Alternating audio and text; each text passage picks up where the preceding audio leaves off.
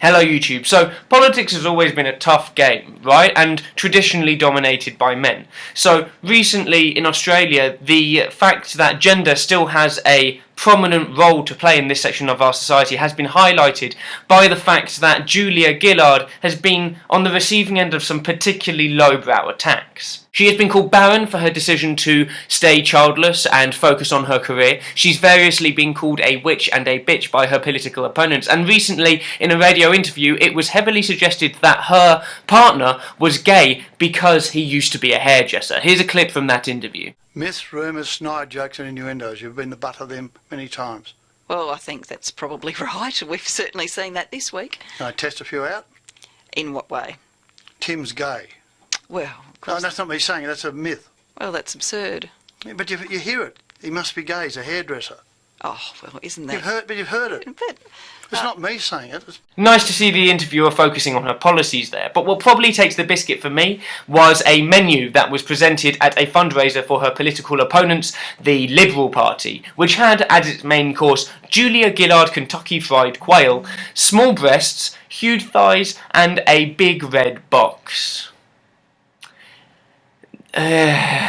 This kind of abuse is clearly not welcome in political debate, but it does shed light on one of the common flaws of the political process: mudslinging. Mudslinging is simply throwing petty abuse at your opponent instead of having a meaningful discussion, and the goal is to tarnish their reputation. Think Cameron being called an Eton boy, or Obama being called a dirty socialist, that kind of thing. But this has been a part of the political process since the Roman Empire. But why do such tactics persist in our modern political process, and why do they still carry sexist connotations? Australia's Gillard is only one example. Think of David Cameron when he told one of his female political opponents to calm down, dear, and who can forget Hillary Clinton being told to iron my shirt at a political rally that she was attending in 2008. Could one answer lie in the nature of Parliament itself? Prime Minister's Question Time and the political process in general is loud and boisterous, with both sides hurling abuse at each other that creates a distinctly macho environment that many find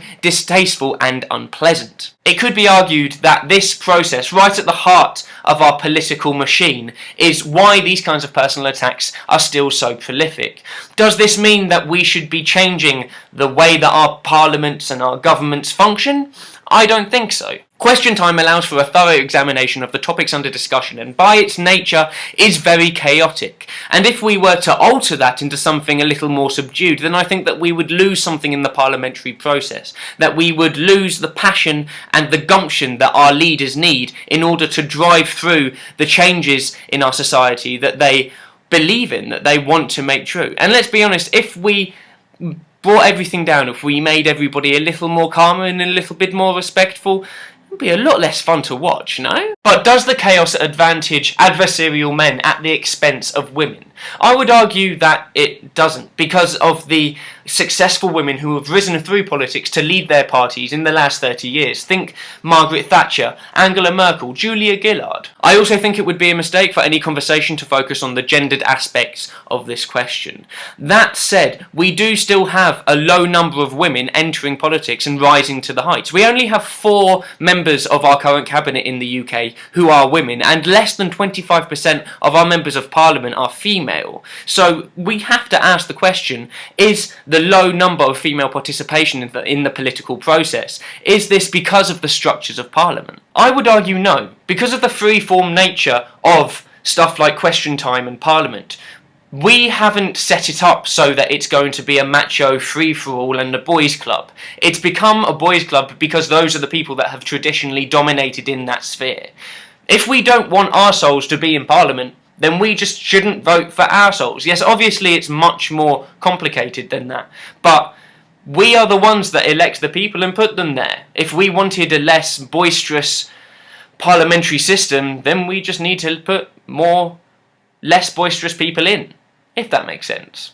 I hope it did. Let me know what you guys think. Is the parliamentary or the political process in your country, be it the USA, Canada, Australia, Europe, the UK, Do you think that it's gender biased, the process of Parliament? Do you think that it's biased towards men and against women? Go downstairs and leave me a comment and find somebody to have a debate with, because we always have fantastic discussions on this channel.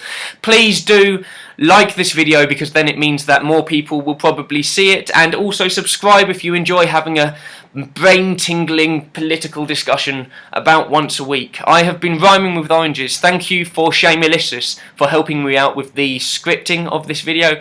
I will see you guys later. Goodbye. And let's be honest, if we brought everything down, if we made everybody a little more calmer and a little bit more respectful, it would be a lot less fun to watch, no?